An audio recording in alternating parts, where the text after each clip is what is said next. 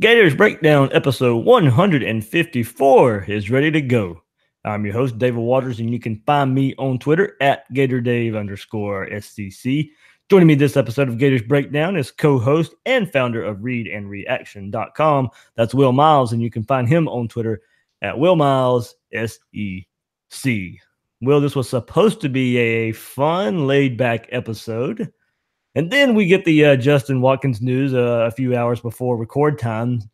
And as the saying goes, there's never a dull moment in Gator Nation. Oh man, I don't know. This is becoming a yearly occurrence that we have to come on here and talk about suspensions and legal issues and all sorts of stuff. And you just as far as it impacts the football team, I don't know that we really. I mean, it doesn't really matter at this point, right? Based on what the accusations are, you just hope everybody's okay, and you hope that for the best outcome for everybody. But I'm not sure that that's going to include having Watkins on the team. Yeah, of course. Yeah, you said it there. We'll let it play out, but it does not look good whatsoever. But we'll get into that and our main topic, where the media voted how the predicted order of finish from the SEC media last week in Atlanta at SEC Media Days. So that's the kind of couple topics we'll hit on this episode of Gators Breakdown. But remember, you can find all your Gators Breakdown episodes on news4jax.com/Gators Breakdown. There you'll find all the Gators Breakdown episodes, as well as articles from the News for Jax sports team. That's news4jax.com/Gators Breakdown. Also, listen on iTunes, Google Play, and YouTube if you want the video version there. And when using those services, please share, rate, and review Gators Breakdown. Let Gator Nation know what they're getting. And on social media, follow Gators Breakdown on Twitter and Facebook at Gators Breakdown. So as we said and alluded to, Justin Watkins was arrested and charged. And I'll read a report here from our good friend from Swamp 24/7, Thomas Goldkamp. Florida signee Justin Watkins, trouble with the law again after he did have a earlier incident this spring back in Marion County. Watkins was booked into the Alachua County Jail on Tuesday and remains in custody, facing 4 charges, including 2 third-degree felonies. Alachua County inmate logs list charges of false imprisonment, kidnapping, and domestic battery by strangulation as the 2 third-degree felony charges against the recent Florida enrollee, as well as 2 first-degree misdemeanor battery charges. Quote from Dan Mullen through a U.S. spokesman: Justin Watkins has been suspended immediately from all team activities. And then WCJB TV 20 in Gainesville obtained a copy of the arrest report. And Will, this is where it gets kind of ugly. It indicates that Watkins held a woman down on the bed and punched, slapped, and choked her back on July 20th. Watkins then blocked the exit to his dorm room before the woman sprayed him with mace to escape. The University of Florida Police Department made the arrest. Bond has not yet been set, according to the Alachua County court records. So, Will, as you mentioned, a year ago, we were going through the whole credit card issue. Go fast forward a year later, and now after an incident in May, when Watkins was arrested for allegedly breaking a female's phone and kicking her car, and then the police report there indicated that Watkins then followed the woman to the Vanguard High School, kicked her car repeatedly. Because he was not a student at Vanguard, he was charged with trespassing in school grounds. So that incident, and after on July 20th, the incident we just read, that's pretty damning, Will. Yeah, I mean, I think the first thing we need to say is that this is an accusation. It's not something that's been proven. He hasn't been convicted, and certainly he deserves his day in court, and I'm sure we'll get that. It doesn't sound good, but to react right away, it's just you're sad. I mean, you're sad that this happens in society in general. You're sad that it would happen to not just a football team, but that it would happen on campus and that it would happen to really anybody. And, I don't have any, at the end of the day, the football team is so secondary compared to the welfare of the people who are involved that it seems kind of stupid to talk about, what the impact might be on the field or something like that. It's just, again, you hope that the victim is okay. You hope that Watkins gets help that he needs if these turn out to be true, if these allegations turn out to be true, that clearly he needs some help as well, and you hope he gets that. And I've been pretty forgiving of some of the I guess, allegations against players like Antonio Callaway and things like that, at least as far as the marijuana and those types of things are concerned. This is considerably different for me. But again, we'll see as more details come out. Mullen suspended him immediately, and so he's not going to be playing at least or participating until more details come out. And I again, I hope that the right thing is done to the victim or done for the victim, and that this thing is handled appropriately. Yeah, and while we had the saying, never a dull moment in Gator Nation, and everything that dealt with the credit card scandal from last year and Jim McElwain and company, this is the first kind of negative news to come out of the Gators camp since Mullen's been head coach, and also one of the players he recruited. And a lot of people brought up a good point is and Malik Grady, who sent us private messages back on Twitter and stuff, brought up a good point when you're going through. When Mullen was hired and have to get everything kind of quickly together for a recruiting class, maybe things like this kind of fall through the cracks because, there were, talk and rumors going around that Alabama and LSU wouldn't recruit Watkins, and it may be because of issues like this. So, I thought that was a good point brought up by Malik there is this is, a guy that in Mullen's first class, you're rushing, you got early signing day, you have to, rush till February as well. And maybe things like this get overlooked. Yeah. I don't know anything about what his history was in high school. I can't really comment on that. Certainly there's a shorter time to establish relationships. And so it's harder to maybe do some of those things, but it's hard for me to believe that somebody on the staff had not looked at Watkins as a prospect when they were at Mississippi State. Maybe they looked at him and said, hey, he's not going to come to Mississippi State, so we're not going to allocate resources in that direction. But, at the end of the day, it's the act of one person. I don't know that you can hold Mullen responsible. I think one of the things with the credit card scandal last year, and even in that case, we were sort of like, hey, this isn't necessarily indicative that the program's out of control or anything like that. But it was a little bit harder to say that when you had 7, 8, 9 guys involved in it, and it kept getting bigger. And it originally felt like, it was going to be like they were going to miss the Michigan game, or maybe not even miss the Michigan game, and it turned into a full season for some of those guys. In this case, it's one incident. Doesn't say something specifically about Mullen or his ability to coach, but it is a black mark for the university, and the credit card scandal was a black mark for the university last year, and there were obviously quite a few disciplinary problems when Urban Meyer was here, and part of the reason Muschamp was brought in was to clean that up. That was one of his charges, and so anytime you're heading in this direction, that's not a positive thing, but it's not something where I'm going to hold Dan Mullen responsible for the actions of one kid. And again, the previous incident that you mentioned wasn't something that happened on UF's campus. It wasn't necessarily something where Watkins was even part of the team yet. And so, I just don't have enough details to be able to tell you, hey, this is what they should have done, or this is what they could have known, or anything like that. I think it's presumptuous to say, hey, they should have known, but I think it's also valid to say that now that they have details, and as they get more details, that they should act accordingly. Yep, and some Gators Breakdown listeners out there shared their thoughts on Twitter as well. So David Soderquist was wondering which kid or kids would slip up before the season. Never fails, and it's always a good one too. Well, hopefully we got that all out. Now let's start the season, please. Robert Guagliardo, probably mispronounced that, but that was close, Dave. yeah. I'll go with that. Sorry, Robert, if I mispronounced that. But 2 incidents in 3 months. He's probably going to end up off the team. Mullen probably just waiting to get the facts. Christopher Coots, don't think he has much of a choice. Hopefully he keeps his nose clean. Hate seeing stories like this. And Easton Wilkins, good to see that we have a coach that won't deal with this crap. I know this is a small incident in comparison, but when I think of what happened at Baylor, Penn State, and Michigan State, if there was an attempt by the coaching staff / athletic department to cover this up, I'd have to find another team. So, varying opinions out there, but those were kind of some of the strong ones that was sent our way. And as far as, if we go back and look at the type of player Florida was bringing in, and Watkins, 4-star prospect from this past class, as we mentioned, one of Florida's top-rated signees, and this is a report from Thomas Goldkamp as well. He enrolled for Summer B, so of course he hasn't been on campus long. East Ridge product out of Claremont, Florida, played offense and defense in high school, and was slated to play cornerback for the Gators as, there was some talk whether it be receiver or cornerback.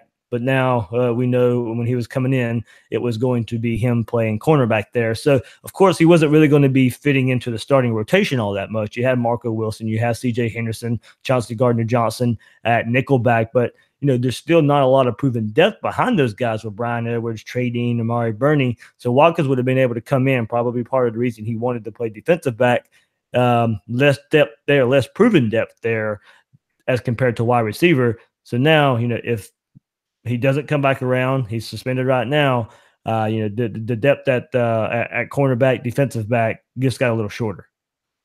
Yeah, I mean, maybe that's true. I think how it pertains to the football team is really sort of immaterial to me right now. We could sort of talk about that as we move forward. I look at it and say, okay, some human beings are being affected here, and I just hope that UF does the right thing and takes care of those people appropriately. And beyond that, it's like, okay, if we have to deal with one less cornerback, then we'll deal with one less cornerback, and I'm okay with that if that's the outcome, if the allegations are true. So. I think Florida has plenty of athletes. They'll be okay back there. And, out of all the places where they could maybe afford to lose a player, defensive back is one of them.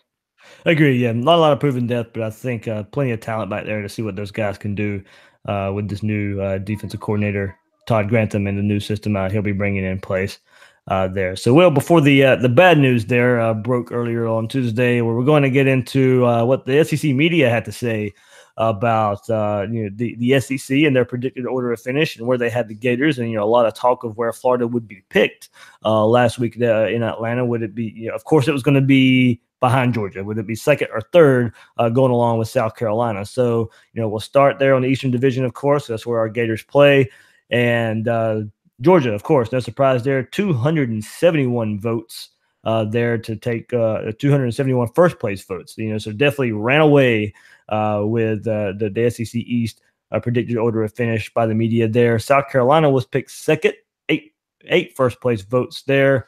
Florida was picked third with 4 first place votes. Missouri, Kentucky, Tennessee, Vanderbilt round out the Eastern Division. So in the total points of how they tally these up, South Carolina had 1535 and Florida had 1441. So, that was pretty close there.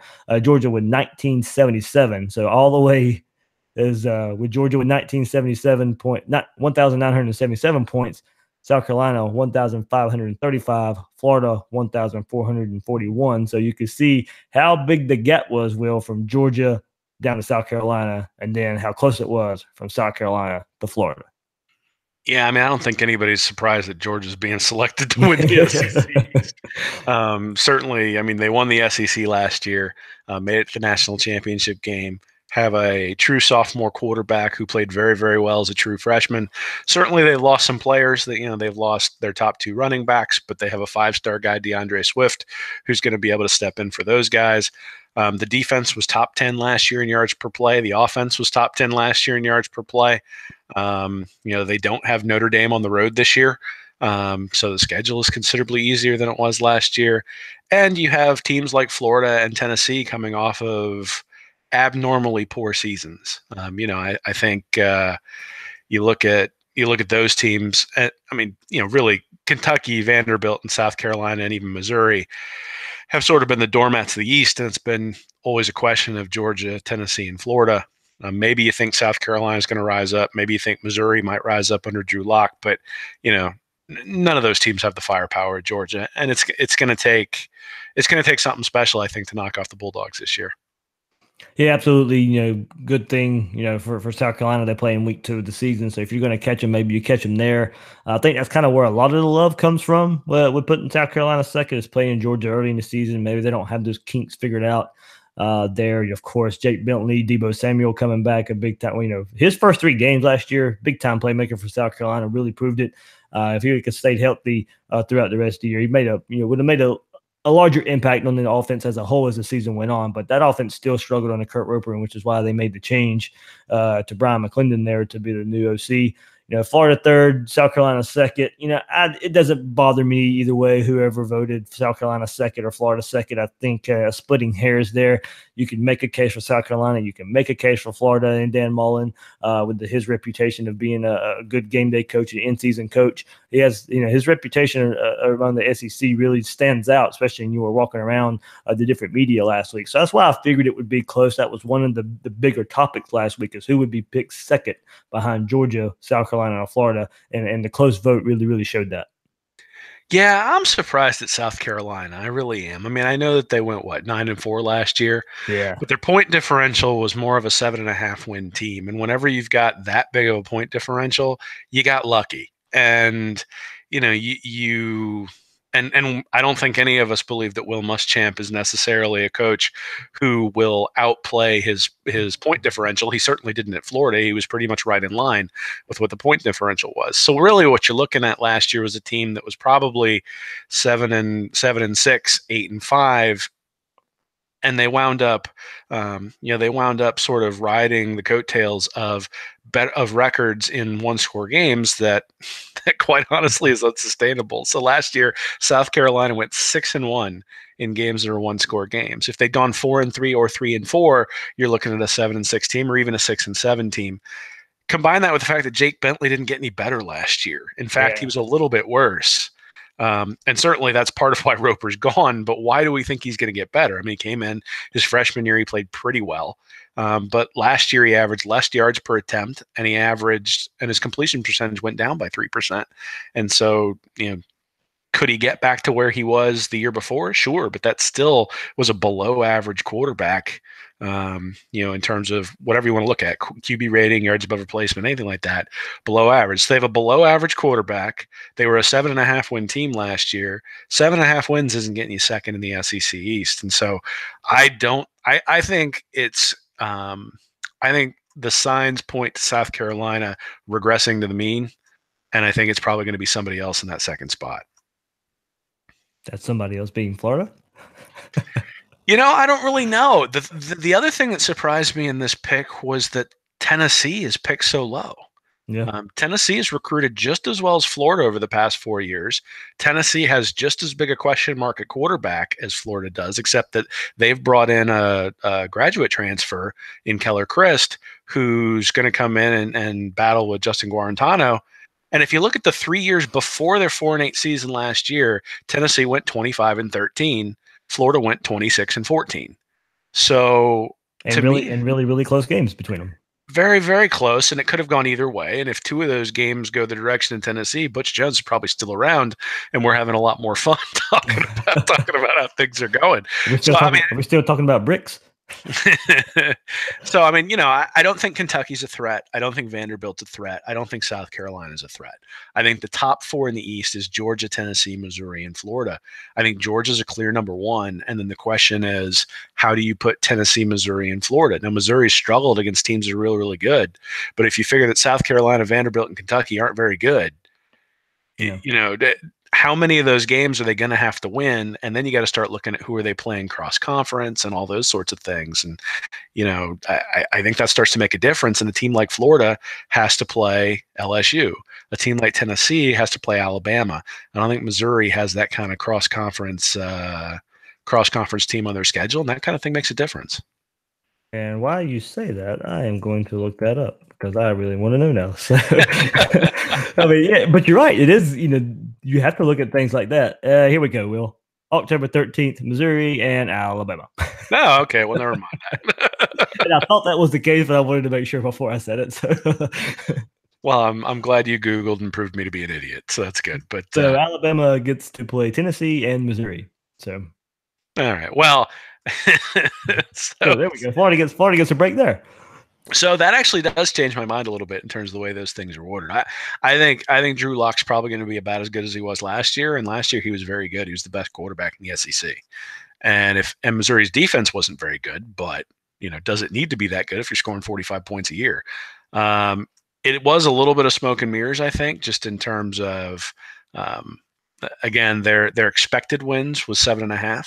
Now they went 7-6, but certainly by the end of the year they were sort of blowing the barn doors off everybody. So average they were They ranked 8th in the country in yards per play against FBS teams, and defensively they were 51st in yards per play. So middling defense, very, very good offense. I think you're probably going to see that again this year. Again, I have no idea what to expect from Tennessee because I don't know how Pruitt's going to be. And I really don't have an idea of what to expect from Florida because I don't know what they have at the quarterback position. And, at the end of the day, if you told me that my life depended on it and I had to bet on one of these teams, I'd probably take Missouri just because I trust the quarterback.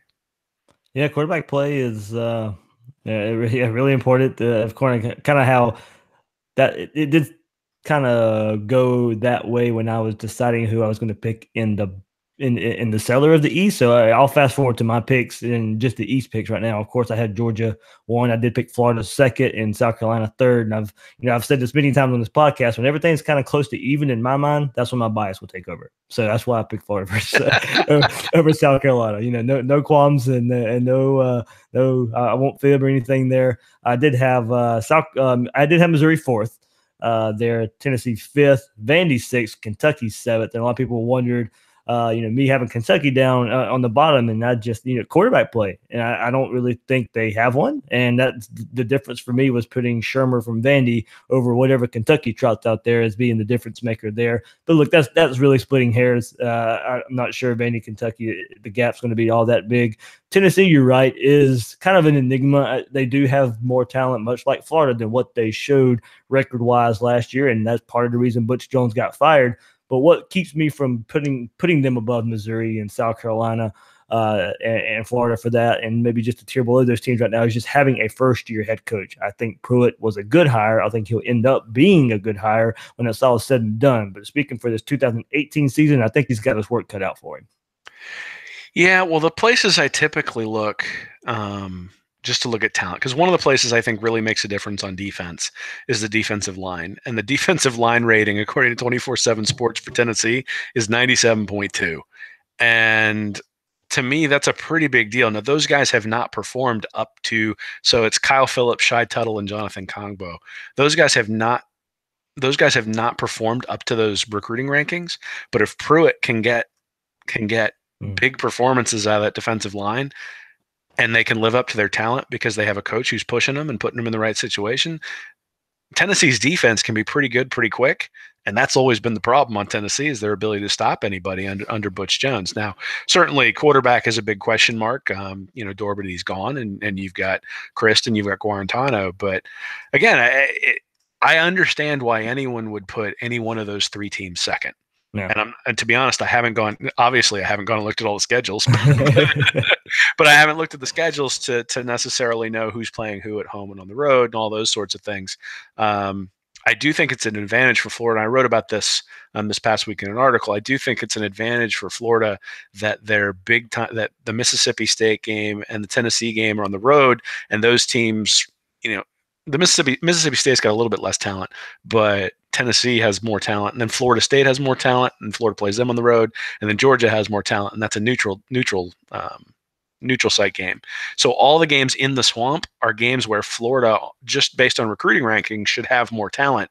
And I think for the most part, we would say that over South Carolina, over Vanderbilt, over Kentucky, those are teams that Florida has more talent than. So if you figure there are going to be a couple of losses in there somewhere, you'd rather have your harder games on the road, because then you have a better chance of winning those games at home, and that might give Florida an advantage. All right, and we'll go to the other side of the conference in the SEC West, and no surprise there either, Will, as Alabama with 263 first-place votes. Auburn with 19 first-place votes. They were voted second. And then here we go. Mississippi State, Texas A&M, LSU, Ole Miss, Arkansas. That's your order of the SEC West there. Alabama, Auburn, Mississippi State, Texas A&M, LSU, Ole Miss, Arkansas. So, as I said, no surprise there. Auburn being picked second. Honestly, really no surprise either. Then that's kind of where it starts getting a little muddy. Mississippi State, Texas A&M, LSU. Those three teams right there, pretty close when it all came to the final tally of points that they got. Mississippi State actually garnered 2 first-place votes, by the way. there. So that roster Dan Mullen left there is getting a lot of love. I know Marcus Spears from ESPN SEC Network really, really, really high on Mississippi State. So Will, as I said, got muddy after Alabama and Auburn, Mississippi State, Texas A&M, LSU. I know you're a little higher on LSU than most. I'm kind of high on Mississippi State. Of what they not really high on Mississippi State, but I think they'll be okay. Them being picked third in the West, I think is about right. That's where I had them slotted as well. But once again, I still think once you get to that, and the media tally showed it, you're splitting hairs between Mississippi State, Texas A&M, and LSU. Yeah, this is one where you obviously mentioned I'm higher on LSU. Now, part of that is because I'm really, really, really a Joe Burrow believer. Are you what? And so if that's a surprise. So if Burrow turns out to be as good as I think he is, then I think LSU makes its way into that top tier. I just think that's what ends up happening. And because if you look at how they have recruited over the last 4 years, they compare pretty favorably with teams like Alabama and Georgia. They're not quite as good on the recruiting trail, but I think it's like they've averaged 7.5. They've averaged a couple of 5-stars a year. They've averaged something like 14 blue chips a year. So they're up in that tier where you would say, okay, if they get quarterback play and solid quarterback play, you would expect them to be a very, very good team. And so that's kind of where I'm leaning. Is I got to be honest, I'm going to pick LSU to win the West. Whoa, you're picking them to win the West? I'm going to pick them to win the West. I think they're going to be way better than anybody thinks, and I think Alabama has a quarterback controversy, and they've got Hurts and they got Tua. You really think a quarterback controversy? You really think Saban's going to let that affect them? I don't know what Saban's going to do. All I know is that I'm tired of people picking on Orgeron. I'll pick on him a little bit, but I will say he probably should get a little more credit than what he did. Now I'm not falling head over heels for him, but he's better than he's put it together better than I thought he would so far at LSU. Yeah, well, so there's a couple things here. I'm a little bit tongue in cheek here, but if you ask me to do it, I'll pick it. Whatever. People will call me an idiot, and that's fine. It's probably true, but. But it's no fun to pick Alabama. Like, I don't want to pick Darth Vader to win every year. Like let's pick somebody else. Plus, again, I look at it and say, who has the talent to compete? Like, when you look in the East, it's Georgia, and then it's everybody else from a recruiting perspective and from a performance perspective. When you look at the West, LSU was 9-4 last year. It was a very good team, and they've added somebody who I think has the potential to be an elite quarterback. And that matters. So they were 34th last year in offensive yards per play. They were 26th in defensive yards per play. If they all of a sudden have an elite offense because they've got a quarterback who can make things hum, let's say they end up top 10 in offense. Well, now you got a team that profiles as a team that might have a shot at a playoff. That's really what that means. Is it good enough to take on Alabama? I don't really know, but Alabama loses, 12 guys to the NFL every year. So if we're going to say that Georgia's losing some people, and so this is an opportunity for maybe somebody to get them, then is it an opportunity for somebody to get Alabama? And every year, think about that though. Alabama's proven time and time again that it doesn't really matter. Well, that's not true though, because Alabama has not won the national title every year since Saban's been there. Well, okay. Somebody picks them off about every 3 years. And the question is this going to be one of the year? Yes, but hell, half the time they win the national championship when they haven't even won their own conference.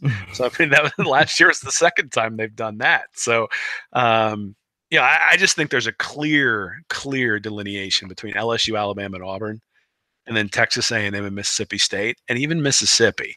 One thing I will warn people about is they need to watch out for Mississippi. The quarterback there at Mississippi last year played really, really well. So Jordan Ta'amu played very, very well in limited time. I will say they probably do pick off one of Alabama, Auburn, Mississippi State. They'll get one of them. Well, one of them is going to have a really bad year while everybody's saying they're going to be good, because you can't have 6 teams who are 7-1 in the conference. It's just not going to happen. So I think this is one of those years where people go, "Wow, it's pretty decent murderer's row out there." But, if you look at Ole Miss, Tamu had 173 throws last year, averaged 9.7 yards per completion. He also averaged 2.9 yards per rush. And so he was really, really efficient when he was out there. You look at Jalen Hurts, he was the same way, averaged 8.2 yards per attempt and 5.6 yards per rush. And Alabama wants to, there's talk that they're going to move him out of the starting position. People are talking about making him a running back. And, I think that sort of, that kind of strife, you get guys on a team picking one guy over another. One guy struggles and maybe you get bit on the road once or twice because of that. And, that's really been when Alabama has struggled in the past, is when they've had a transition at quarterback. So, they have that transition and all of a sudden the new guy who comes in, they're a little bit slow. By the end of the year, usually Alabama's still the best team. But the question is, have they lost to Texas A&M along the way? Or have they lost to, somebody else along the way that they maybe shouldn't have? And, obviously Alabama's the favorite. I think it makes sense to say Alabama's the favorite. LSU is going to have to have a lot of stuff go right in order to win the West, just like Auburn will have to have a lot of things go right to win the West because of who they're competing against. But I think LSU is positioned in a way to do that. So, their 24/7 ranking over the last 4 years has been 91. They've averaged 1.5 5-stars, 13.3 4-stars. And a 7.3 recruiting ranking average. So, we talk about top 10 classes, and that gives you a shot. Well, if you think they have a really elite quarterback, and I think they might, then this is the year to pick them.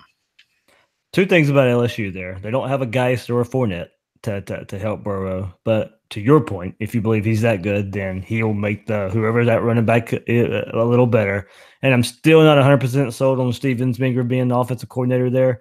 A couple years ago, he had to fill in when Miles was fired, and we saw that. And so maybe he brings something different to the table now that he has a full offseason to work with, and maybe he's probably bringing in his offense instead of having to work around what the players already knew that year.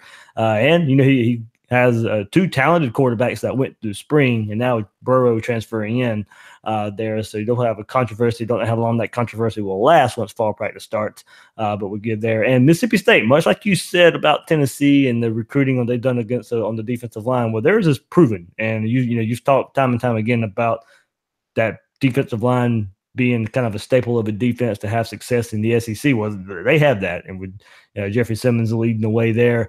And so that's kind of where one reason I'll still pick them up there, because that defensive line and that front seven for Mississippi State, really, really speak to me about a team that can kind of go at it for the long haul this season. Well, they're going to need to be, because the quarterbacks that they have there are not necessarily. And get this too before I just popped in my head. Joe Moorhead says Nick Fitzgerald will pass more. Now, I don't know if that's a good thing. That's a really bad thing. He averaged 6.2 yards per attempt last year. Caton Thompson averaged 5.9. Trace McSorley at Penn State averaged 8.4. We'll get into this when we do team previews, but I'm not a huge Joe Moorhead fan looking at his history. Sort of the teams before the teams that he coached beforehand, how they played on offense, and then when he came in as the offensive coordinator, and then when he left. I think everybody sees Penn State and says, wow, what a great job. And, that's true. Penn State had a really, really good offense, but I think Trace McSorley had something to do with that, and I think we might see that this year. Oh, okay. There we go. So we'll fast forward to who the media picked for SEC champion. No surprise, Alabama there, too, with 193 votes. Georgia with 69 votes. Will, did you think that'd be a little closer between Alabama and Georgia? Of course, the great national championship game last year, which if Georgia still runs Sony Michel in the second half instead of abandoning the run with him, they probably win that game. But we still remember the play that took for Tua, second 26, I believe, or something like that. That hits the game winner there. When we can still, as Gator fans, smile gloriously that Georgia still hasn't won one since 1980. After that, but 193 votes for Alabama, or 193 points, I think, is how that's broken down to Georgia's 69. Did you think it would be a little closer? No, not really. I mean, Georgia lost the two top running backs, has Fromm coming back. Alabama has two elite quarterbacks coming back, and Damian Harris at running back, and all the players that Saban brings in every year. If you're going to pick, what we believe, or at least what I believe, is that stars matter. And they do to a certain extent. And so if you're looking at what's most probable, I think you could, and you'd be proven right if you'd done this ever since Saban took over. If all you did was bet on Saban the entire time that you the entire time you've been at Alabama, you'd be pretty wealthy. There'd be times you'd be wrong, but you'd be pretty wealthy. And so, I think that's probably the most, Bill talks about this a lot. Like, I'm going to tell you what's the most probable thing to happen based on the numbers. And I think that's true. If you look at Alabama, you look at the SEC when Saban's been involved, it's been a smart bet to look at him. At the same time, like I don't think they're invincible. I don't think that there can't be things that go wrong. I don't think that locker rooms are invincible and necessarily don't take on personalities. And they dealt with the fact that Jalen Hurts got benched last year in a really good way, but it was the last game of the season and they won the national championship. I wonder what that looks like if they bring in Tua in the second half and it ends up being a flop. What does that look like? And what happens if that happens in 2018, where they're going back and forth and they bring in the backup quarterback and he throws a pick that costs the game, or he fumbles the ball, or whatever. You never know what's going to happen, and certainly locker rooms are pretty fickle. So I think there are some opportunities there where Saban's going to have to really manage that, and he gets paid the big bucks to do that. I think Alabama's probably the best option to pick, but as we saw last year, it doesn't always happen that way. Yeah, I mean, they didn't make the SEC championship game last year, so maybe that means I'm stupid for picking against them this year. But I'm going to stick with it, man. I have bought my beachfront property on Burrow Island, and I'm going to just camp out there all season long, man. Florida had two SEC champion votes. One of them was not me. So I was going to say, I'm glad you were able to reel in your rampant homerism for that. Apparently I'm glass half full guy, which I'm kind of glad I hear that, because I've also been told negative and too critical. So I guess that speaks to being pretty neutral there. Yeah, well, you let Bill and I come on here and be the negative Nellies, so that's why some people think you're positive. But I think there's a difference between being realistic and, again, saying what you think is probable. Can Florida win the SEC this year? I guess. Is it something that I would necessarily expect? I don't think even the most ardent Mullen supporters are looking towards an SEC championship this year. I think they're looking for progress, and I think they're looking for better than 4-7, and I certainly think that will happen. Where they lie in, like I said, that 2-3-4 with Tennessee, Missouri, and Florida, I think is an open question, and a lot of that's going to depend on what Mullen can do with the quarterback and who the quarterback is. I'm not sure who voted them for SEC champion, but I'm not either. Nobody. I talked with some people, and not that I know of, that they were picking Florida to win the SEC. Yeah, hey, more power to them. There's a ton of votes, so you may as well throw one your alma mater's way, because I'm pretty sure that was somebody who went to Florida. As far as it went, so how I picked the West there, I picked Bama, Auburn, Mississippi State third. I did pick LSU fourth, so I had them higher than the rest of the SEC media as well. Texas A&M, Ole Miss, Arkansas. So I really am interested, Will, in how Jimbo fits in right away at A&M. Starkel and Kellen Mond there as a quarterback battle goes. There, Starkel sounds like may get the job, but we know they have talent. They've recruited well as well. They just never seemed to could find the way once through like halfway of the season. They could never really just kind of capitalize on what they would do in the first half of the season. They would play Alabama and their season would fall apart. It's going to be interesting. Jimbo knows the SEC. He knows the guys. He knows a lot of the guys in the SEC. He knows Nick Saban. He's recruiting well, really, really well right now. But as far as 2018 goes, I still think he's got his work cut out for him. Yeah, Starkel was a really good player last year. 205 attempts, 8.7 yards per attempt. Very, very good player when he was playing. If you look at Mond, he was not such a great player. So 6.1 yards per attempt, and we certainly remember how he pretty much single-handedly kept Florida in the game last year in that game against A&M at the Swamp.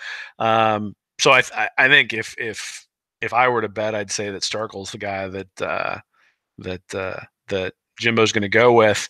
And, I don't know. They're not in the top tier, but I do have them at the top of the second tier. So my SEC West is LSU first, then Alabama, then Auburn, and then it drops down to Texas A&M, Mississippi State, and Mississippi, and then Arkansas is last. I think Mississippi's going to score a lot of points. I don't think they'll be able to stop a whole lot of people. I think Mississippi State's going to be worse than people think. I think that, Dan Mullen has proven to be a very good on-field coach. Joe Moorhead has not proven that yet, and we'll see. Maybe he proves me wrong, but I'm gonna put him there until then because I'm not sure he's got the players that he wants to fit his system.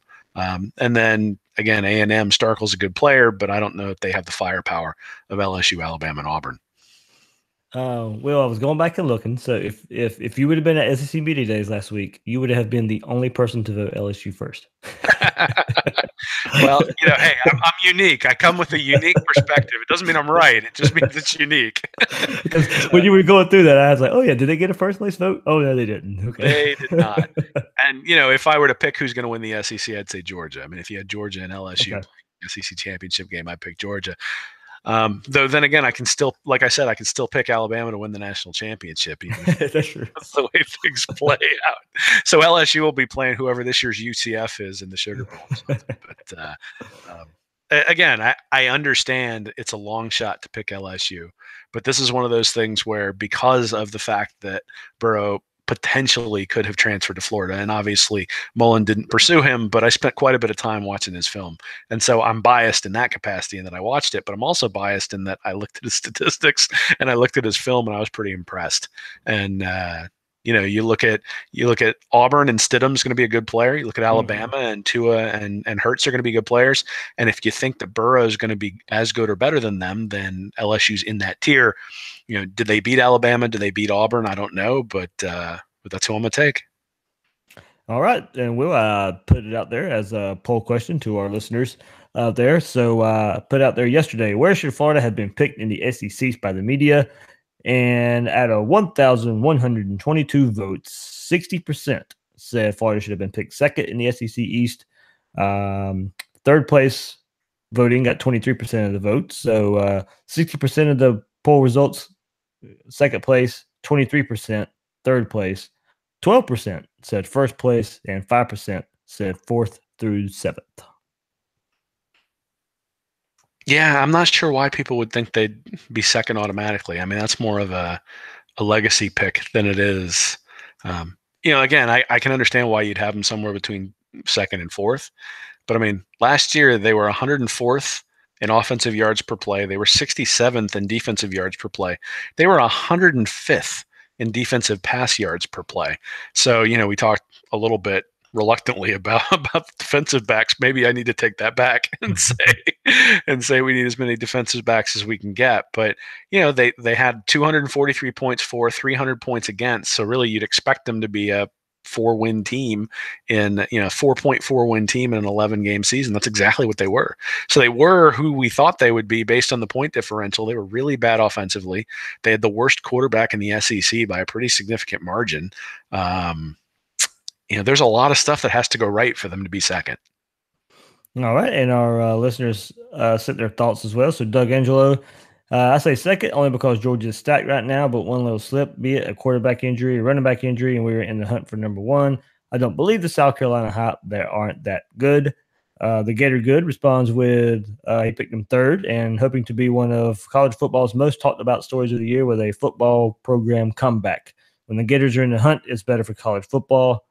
At Pravat Hustle, coming off a really bad season, us being third is generous, but in my opinion, we're second and coming for first. Josh Horton says third is a safe bet. Florida is bringing in a new system with mostly pro-style linemen that haven't been great. Lousy play at quarterback, to say the least. A great running back stable, but questionable wideouts that can't get open. Lack of depth at linebacker, replacing both specialists. Plus, also add the fact that these boys have not been through an offseason workout like this, period. Highly debatable if the redshirt seniors have been through this kind of workout with Dillman and Muschamp. Lucas Mann says we should be much improved, but not at the Dogs level. But with better coaching, I see maybe 10 wins, including a bowl win.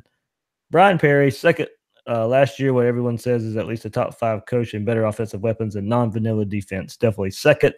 Kevin Harris, second. I'm not sold on Bentley in first year of a new offense. Our pieces are better, plus the game is at home. Taylor Pullen, I said third. We still have no idea how the quarterback situation will pan out. Plus, the defense is still a question mark to me. Did it suffer last year due to use/injuries and coaching, or was it a talent thing? I love our DBs though. UGA, and South Carolina have left question marks. Then Florida, a couple more here. Andres Rodriguez, Florida should be second. I think the impact of having a lot of guys back on offense is significant. The main positive is not having an OC calling plays that my 9-year-old German Shepherd already knows that he will call. And here you go, Will. Hashtag third and long play action. What I would say to all this stuff, and certainly the upgrade from Nussmeier to Mullen is significant. But if you look at last year, 8-4, which is I think what most Florida fans would be happy with, 8-4 puts them third last year. They would have been behind South Carolina, would have been behind Georgia. Now, maybe you don't think South Carolina is a 9-4 team, but certainly someone else is going to rise up to that level. If Florida can get to 9-4, then 8-4 regular season. 8-4 regular season, maybe they sneak into that second spot just because the quality of the conference on that side is a little bit lower. So if you think they're an 8-4 team, maybe they get over to that space. But according to how it whacks out, if they're if if the fourth loss is FSU, then you only have 3 conference losses probably, and then Georgia being one of those more than likely. So you pick 2 somewhere else. So if you get the head-to-head against South Carolina, then that's where you probably. Well, I mean, but last year's third and fourth teams in that division were 7-6, and they were 4-4 in the conference. So, again, it's a question of, I mean, that cross rivalry with LSU always means that they've got a tough game. Going at Mississippi State in Starkville is rough. Georgia obviously is a very good team that they're playing at a neutral site at Florida State.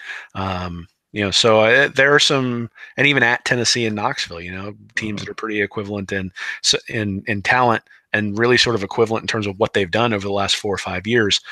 So it's not going to be easy. I can see a path to second, but I can see a path to fourth. And really, I think it's going to boil down to what does Mullen do with the quarterbacks. If he can find a quarterback who can be better than average, then they have a shot to be second. Maybe even a shot to sneak in if something weird happens at Georgia.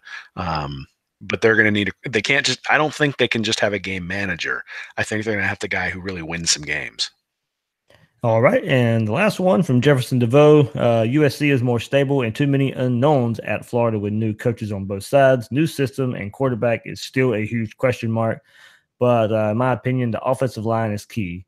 Let's see what happens with UGA, USC, and what they do in week 2. So he's mentioning when they play each other, and we'll go from there. So thanks for all the feedback and comments there. Gators Breakdown wouldn't be much without all the interaction with you guys out there. So thank you so much for taking the time and sending your comments in, and when talking about all these SEC media picks and Florida being picked third in the East behind Georgia and South Carolina. Will, you had an article up earlier this week on Read and Reaction about a path for Florida and 8 wins. We've kind of broken that down a little bit here as well. So, you can hit on that quickly. And what else you got coming up?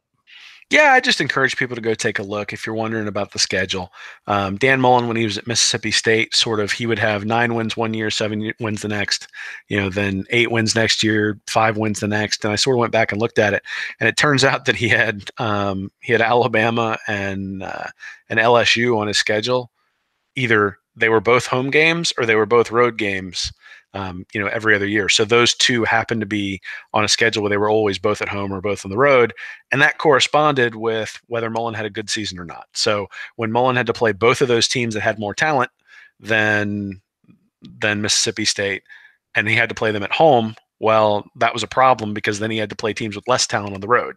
So it was actually an advantage for his overall record to play the big boys on the road. And so Florida has that advantage this year, is that they're playing teams that are more talented than them, either on the road or neutral site games. So Florida State, from a recruiting ranking perspective, Tennessee, same thing when you just look at their starters, Georgia, and then and there's one more in there too. But the nice part is Mississippi State is not a team that's more talented. And so going on the road, they have a shot to win that one. I think that'll be a pretty even game.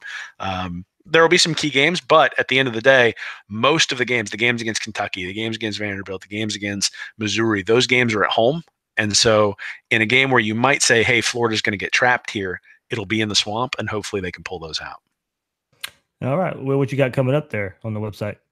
Oh man, we're going to be working in the some of the season previews Yep. and just sort of getting geared up for the season. So it's going to be a lot of football, whole lot less recruiting, hopefully. So so sort of set my piece on where that is, and Friday Night Lights is this Friday, so I'm sure we'll kind of hit recruiting big one more time after Friday Night Lights. But as you said, it's down to football now.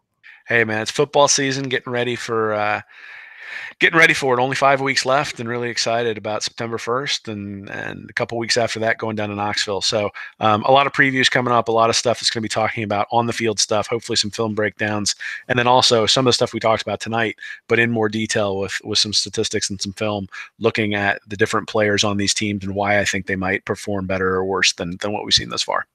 Yep, and kind of what Will is alluding to, listeners, we just want to give you a heads up on what's coming and coming up and starting this week on Gators Breakdown.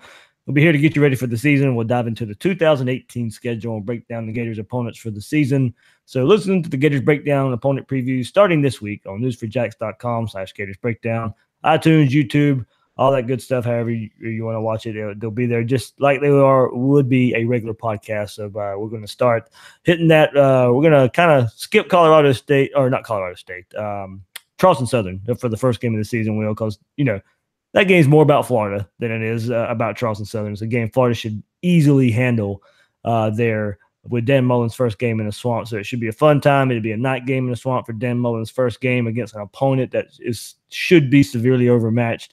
Mullen and Mississippi State played Charleston Southern last year, and I believe it was like a 49-0 game. So you're kind of familiar with that program. But when it's all said and done, it'll be a 1-0 start for the Gators, and then later this week we'll put out our opponent preview starting with Kentucky. Yeah, man, I'm looking forward to it. We've already recorded a couple of them. It's been a lot of fun, and certainly we'll finish that up and get everybody prepared for the season, at least the way we think it's going to go.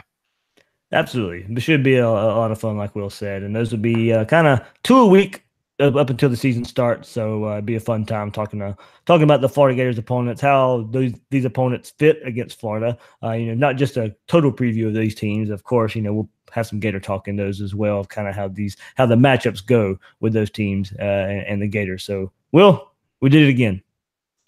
Hey man, it's fun. It's always fun. Hopefully the news is better next week than it was this week, and certainly just thoughts and prayers to the people who have been affected by the stuff we talked about early in the show, and looking forward to the football season to start. Absolutely. So that's Will Miles. You can find him on Twitter at WillMilesSEC and his work at readandreaction.com.